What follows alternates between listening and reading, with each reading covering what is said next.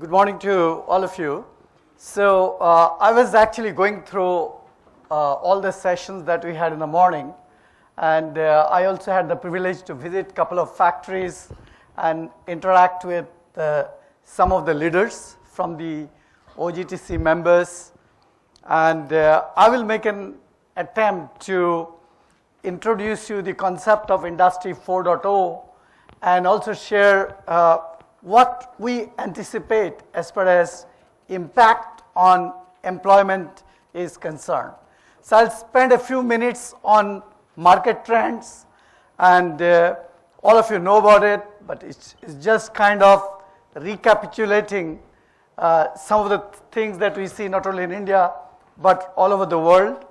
We'll discuss about a survey that we did among the OGTC members. We collected data from quite a few organizations, and though I'm going to give the detailed analysis of our data in the afternoon session, but I'll make use of one slide to give you some highlight.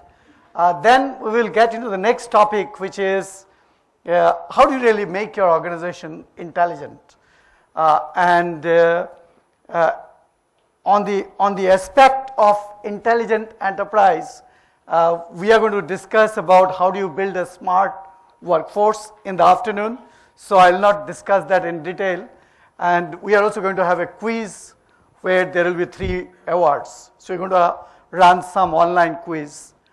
And then I'll pick up one example just to share that I think the garment industry in India, what we see today, is going to be quite different.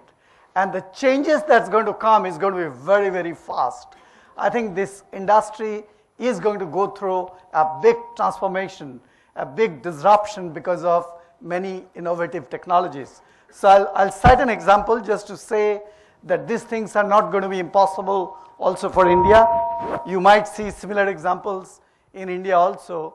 And after that, I will introduce a concept called virtualization. How virtualization is becoming very important in the apparel industry. And then I will show you a few things related to 3D printing of apparels. Now friends, in India, our Prime Minister has been talking about Make in India since 2014. 15th August was the day when Make in India was introduced. Well, we haven't seen much of improvement in the manufacturing sector. One of the reasons is if we have the practices that we had yesterday, if we continue this, we may be giving slogans, but I don't think we can see improvement. The apparel industry, the garment industry, actually going through, I think it's an industry which has a lot of promise. It doesn't get support from government, but we need to really see stuff that we do not have under our control. If we live that out, what is within our control and how can we be competitive? Now friends, this Make in India that we talk about in India is not just unique. All over the world, people are talking about new initiatives. You go to China, China talks about Made in China 2025. You go to Germany, they talk about Industry 4.0. Our new industrial policy is likely to integrate Industry 4.0. And therefore, we need to know about it because it's going to be an integral part of our country's strategy. Now, if you look at the markets, one thing is very, very clear.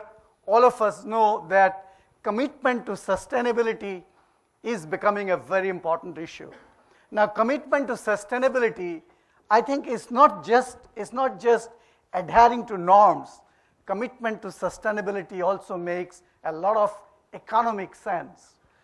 And international players, when they do business with us, they want to be sure that we adhere to the laws of the land, good, bad, ugly, and I think our laws are becoming more and more stringent. The cycle time, I think, are under pressure. We are asked to deliver within a very short cycle time because this is an industry where the fashion changes very fast. Nobody pays us bonus for defects. Customer expects us to deliver products which is at 0 defects. Not only that, if you look at the top customers, the top brands, they want to have visibility, not only the final product you deliver, but they want to have visibility on our manufacturing processes. They want to have visibility on our entire supply chain. How are you going to manage and maintain the supply chain to ensure that we honor the commitment that we have? In fact, I'm not getting into the details of geopolitical aspects, but definitely countries like Bangladesh, countries like Vietnam, they have several advantages over India. But I don't think we can complain. We got to live with what we have. We got to see within our industry and within our organization what innovation can we do. I must thank all the organizations which participated in the survey that we conducted from Indian School of Business. We received 35 responses. 10 companies participated in the survey. And though I'm going to give a detailed report in the afternoon, but let me at least have one slide. Now, 45% of the respondents, they are from the leadership roles, and 86% of respondents are from the industry, either from apparel or from home textile. Now, what is interesting to note is 41% of the respondents were not aware of Industry 4.0. Now, Industry 4.0 stands for the fourth industrial revolution. What we are going through right now is a revolution. We call it the fourth industrial revolution. So among the members, those who responded, 41% didn't know what it is. 76% of the respondents said, as far as their employees are concerned, they are digitally literate, at least 50% of the employees. I must share, digital is no more a niche skill. Digital has become a mandatory skill. And I won't be surprised if the definition of digital being understood by the OGTC members versus what we understand today by digital globally, there may be a difference. I would also like to share with you that your businesses mostly is B2B. Traditionally, when you spoke about B2B business, you looked at your customer. You looked at your customer and you deliver what your customer wanted. But when we talk about B2B business today, we say that if you want to be successful, you must not only know your customer, you got to be knowing your customer's customer. So visibility of your customer's customer is very important. And obviously, you cannot do that directly. You got to make use of social media. There are several technologies available which helps you to get an understanding not only about your customer, but about your customer's customer. So I think in B2B business, that is something which is very, very important. I wanted to share with you that the other aspect I wanted to share with you that I think skills are going to be very obsolete. More than 50% of the skills that we have today in a span of next 5 years will be obsolete. And when you looked at the responses, you observed that among the OGTC member right now, you do not have what you call a proactive, structured training strategy. Now, let me use one slide to explain what is Industry 4.0. Now, when you talk about Industry 4.0, there are three different pillars, right? There are three different pillars. One is what you call as customer centricity. So today, customers expect us to have higher degree of customer centricity. Not just, there are many organizations having IT system. They would deploy some strategic IT solution. But if you want your organization to be Industry 4.0 compliant, it is important you got to have a system which can do two-way communication, meaning not only you knowing about what's happening in your company, but your customer must know what's happening in your organization. And there got to be a two-way communication. So we call it customer centricity. And I think during the first session, Prashant was talking about agility. This involves your manufacturing facility to be agile. So that's one pillar. The second pillar is whatever you have within your control. You cannot be complaining about our policies are not being fair as far as garment and apparel industry is concerned. You cannot be saying that, well, if you look at next to farming, probably, apparel, garment, and textile employs the maximum number of people, so government should be kind to this industry. But we just can't complain. We've got to live with whatever we have.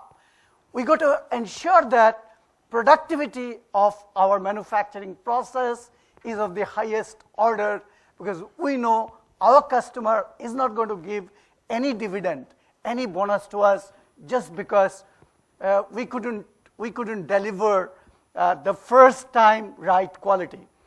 The third aspect is you can really leverage a lot of Industry 4.0 technologies for coming out with new business model. Actually, our analysis show that OGTC members right now are not really leveraging what you call as online visibility, online business. Even if your business is B2B model, I think it's very important that you are extremely active on the social media. So online business within OGTC membership, I think you have got many best business practices. I don't think it's there even in automotive sector, which is supposed to be having a lot of good practices.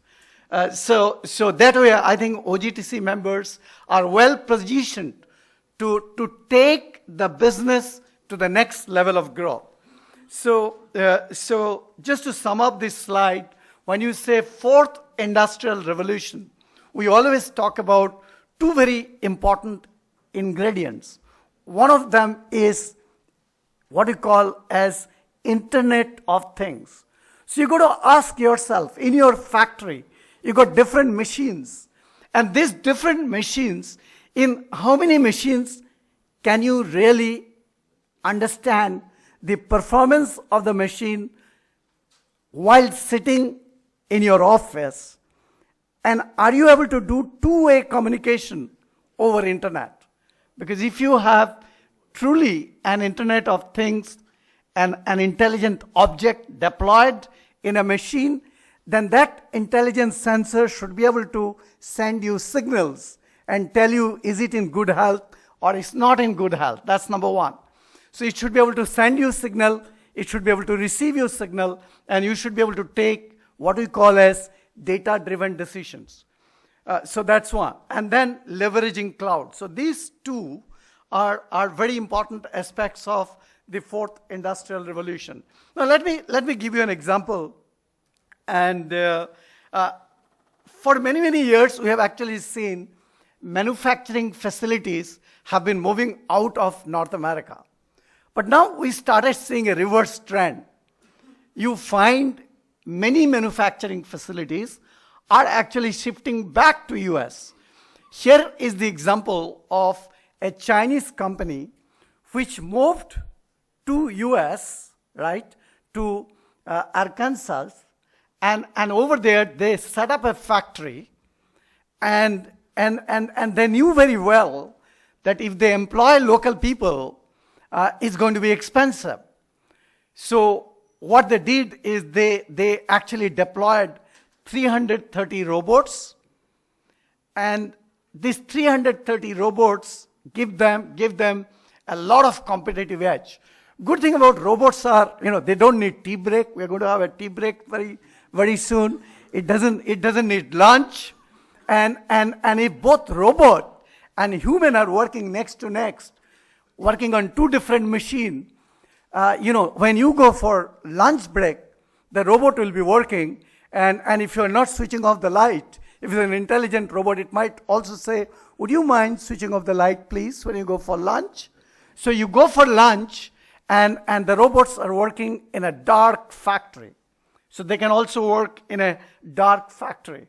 Now coming back to this specific example, like labor cost got cut by 50 to 70%. That was number one. Number two, productivity went up by 70%. So obviously if your productivity goes up, if your labor costs are lower, then you are going to be competitive. You are going to be more competitive.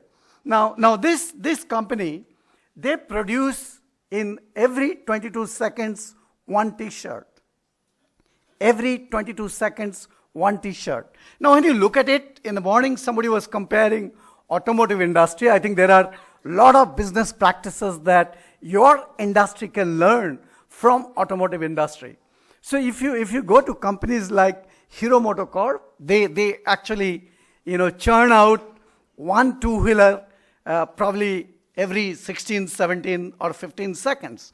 And they're trying to see how to further bring it down. So this company produces every kind of 22 seconds one t-shirt.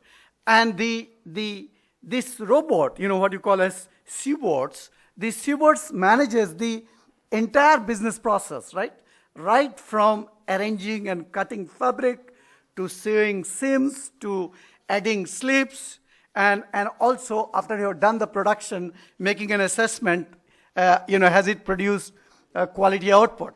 So just to sum up this case, a factory which is Industry 4.0 enabled factory, right? Their facility can actually produce 23 million shirts, right? Each shirt priced at 33 cents. And good thing about it is it's consistent, 33 cents, and it is consistent quality. If you look at many of your factories, there is a lot of inspection happening because you are not sure about the quality. So there are inspectors, and obviously inspectors adding up to your cost. And this organization is talking about producing 10 million garments a year, and they are supplying it to big brands like Reebok, Armani, and Adidas. Now, friends, I would like to share with you that as far as India is concerned, according to me, India, in the context of robots, may replicate what we have seen in the telephone industry. In the telephone industry, if you really look at, many villages did not have a landline. They directly moved to smartphones. And today, the number of robots in India per 10,000 workmen is very less. Its current number may be around 7 or 8. But I would tend to believe that India also would leapfrog as far as application of robots is concerned. Now, we gave the context. The point that I wanted to share with you that I think organizations can't protect jobs, right? Because of the fourth industrial revolution, you will find many jobs will become redundant. And in my afternoon workshop, I'm going to give some very specific examples. All that I would like to share with you, I think we have to protect people. We can't protect jobs. Organizations need to ensure that their employees are agile, they are adaptable, and open to reskilling. And the skill which is going to be most important is probably ability to learn new things. Organizations are going to be intelligent. Intelligent enterprises would involve deploying intelligent technologies, right? Like artificial intelligence, machine learning. I'm going to discuss some of them in my afternoon workshop. Now, this is a very important slide. If you really look at what has been happening historically, if you track from not far off, you don't need to go back to 235 years when the first industrial revolution happened. If you go back to 1960 and you come up to now, you would find that increasingly, because of automation, all tasks which is to be repetitive are getting taken over by machines. So that's number one. Repetitive jobs are reducing. Number two is obviously automation is increasing. But number 3 is that the significance of doing jobs which involves innovation, jobs that involves creativity, actually have increased. So if our job does not involve innovation, if my job does not involve creativity, then I would get replaced by robot, by machine. It's just a question of time. So 2 things that the implications of the 4th industrial revolution is, one is repetitive jobs are reducing, that's number 1. But demand for roles involving creativity and innovation has been increasing. Now, I think one good thing about your industry is that it employs a lot of female workmen. As far as India is concerned, you find the politicians, policymakers do not talk much. Recently, they have started talking about our performance with respect to female labor force participation rate is extremely poor. The only country among the G20 countries that we are better off is Saudi Arabia. Saudi Arabia may be a good, but for women empowerment may not be the best example. So our women, female labor force participation rate has been declining. In 2005, it was 36.8%. Last year, it has come down to 26.9%. When you compare it to the China, right? We love comparing with China. China, it is 60%. And if you want to compare globally, global statistics is 48%. So our performance is shameful. Among 149 countries, our rank, in fact, according to World Economic Forum report, is extremely poor. Now, I want to just spend a few minutes and share with you what technology is doing, how technology would disrupt your business. Now, if you look at this company called Stitch Fix, not a very old company, right? If you look at Stitch Fix, they have a very simple model. They tell you that, hey, we would like to know you. We would like to know that, based on, are you talking about a woman, man, or kids? They will say that, they want to understand your preferences. They will gather certain data. They will do interaction with you. They will say that they will do free delivery, and you can return the items if you do not like. But they gather a lot of intelligent data. They would ask you, do you enjoy shopping? Right? Let's say you say, enjoy is an understatement. I live for it. Or they ask you a question, how much effort do you spend on your look? Or they ask you a question, do you like to experiment with new styles? So they take you through several questions, and you have got intelligent machine learning tools. And then, you may determine some, interval. You may say, I want to get new set of samples every, let's say, 15 days. So you get 6 dresses every 15 days. You like one of them, you keep it, you return the rest. And I think for B2B business model, it will be extremely important that not just asking your customer what customer needs, but anticipating and predicting what customer needs. And that would involve that you understanding not your customer, but your customer's customer. So that I think is a very interesting example. Now let me just tell you how 3D is going to do transformation as far as this whole garment industry is concerned. I think design and development will have a single version of truth, right? The language is going to be 3D, your language of communication. I actually put up some of the products from some of the OGTC members. I must thank Mr. Saxena and Mr. Uppal, and I also had good meeting at Orient Fashion. I think the manufacturing facilities that I have seen, I would tend to believe that it would go through big transformation. You have great potential to take the business to the next level of growth.